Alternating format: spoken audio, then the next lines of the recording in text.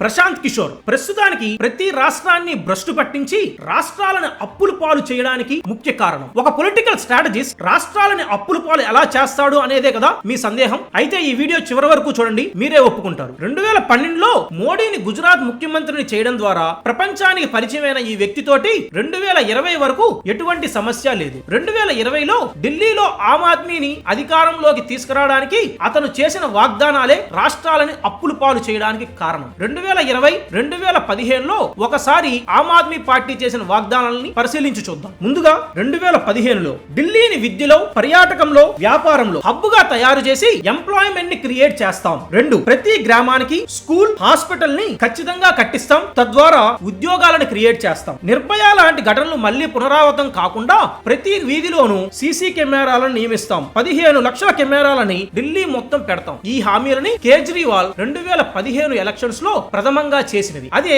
ఒక్కసారి 2020 కూడా పరిశీలించి చూద్దాం. అప్పటికి ప్రశాంత్ కిషోర్ ఆమ్ ఆద్మీ పార్టీకి సపోర్ట్ చేయడం మొదలు పెట్టాడు. ప్రతి ఇంటికి 200 యూనిట్ల ఎలక్ట్రిసిటీ ఫ్రీ, ప్రతి ఇంటికి 2000 లీటర్లు వాటర్ ఫ్రీ. ఇలా అన్ని ఫ్రీనే. ఈ ఫ్రీలన్నిటికీ కారణం 2020లో ప్రశాంత్ కిషోర్ ఆమ్ ఆద్మీ పార్టీతో కలిసి పనిచేయడమే.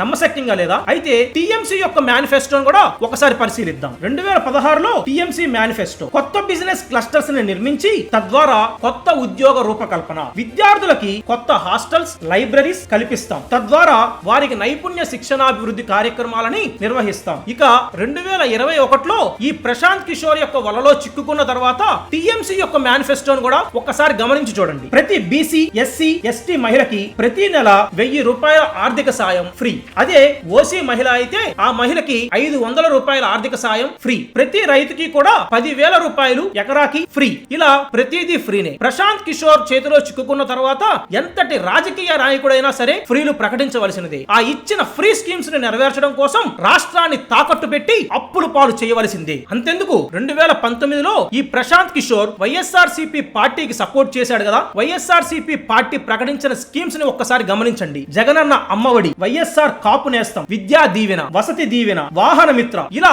20కి పైగా స్కీమ్స్ లో ప్రతిదీ కూడా పేదలకో లేకపోతే నిమ్న వర్గాల వాళ్ళకో డబ్బుని ఫ్రీగా పంచడమే ఈ ప్రశాంత్ కిషోర్ యొక్క స్ట్రాటజీస్. పోనీ ఇది ఒక్క ప్రశాంత్ కిషోర్ తో ఆగుతుందా అంటే లేదు. ప్రశాంత్ కిషోర్ రిటైర్డ్ అయిపోయినా కూడా అతని టీమ్ లోని ముఖ్య సభ్యులైనటువంటి రాబిన్ శర్మ, ప్రాతిక్ జైన్, రిషిరాజ్ సింగ్, ఇలా ప్రతి ఒక్కళ్ళు కూడా ఏ రాష్ట్రానికి వెళ్ళినా కూడా మొట్టమొదటిగా ఫ్రీ స్కీమ్స్ ని ప్రకటించి తద్వారా ఎలక్షన్స్ లో గెలిపించి ఆ తర్వాత రాష్ట్రాలని కుప్ప కూల్చి వేస్తున్నారు. రాజకీయ నాయకులు ప్రకటించిన ఫ్రీ స్కీమ్స్ ని తీర్చడానికి ముక్కు మొహం తెలియని ఇంటర్నేషనల్ ఆర్గనైజేషన్స్ దగ్గర చేతులు కట్టుకొని నిలబడి అప్పులు తీసుకురావడానికి రాష్ట్రం యొక్క ఆస్తులని, వనరులని తాకట్టు పెట్టవలసిన పరిస్థితి. అంతెందుకు నిన్నగాక మొన్న తెలంగాణలో బయోడైవర్సిటీ పార్క్ ఇష్యూకి కారణం వాళ్ళు చేసిన ఫ్రీ వాగ్దానాలు కాదా? ఆ ఆస్తులు అమ్మడం ద్వారా వచ్చే రెవెన్యూ తోటి మొత్తం రాష్ట్రంలోని స్కీమ్స్ ని, వాళ్ళు ఇచ్చిన 6 గ్యారంటీస్ ని నెరవేర్చడానికే ఆదాయ మార్గం కాదా అది? మీరు చెప్పండి. అసలు ప్రభుత్వాలు చేయవలసిన పని ఉద్యోగాలు కల్పించి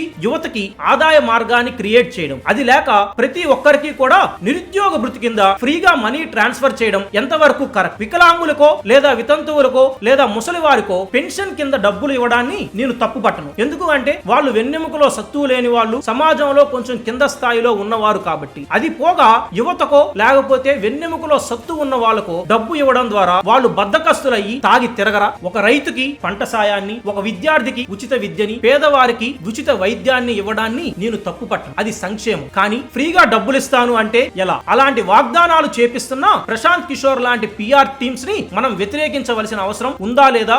మీరే చెప్పండి. నా అభిప్రాయంతో మీరు ఏకీభవిస్తే ఈ వీడియోని లైక్ చేయండి, షేర్ చేయండి. మీ అభిప్రాయాన్ని ఏదైనా సరే కామెంట్ రూపంలో తెలియజేయండి. Thank you. జై హింద్.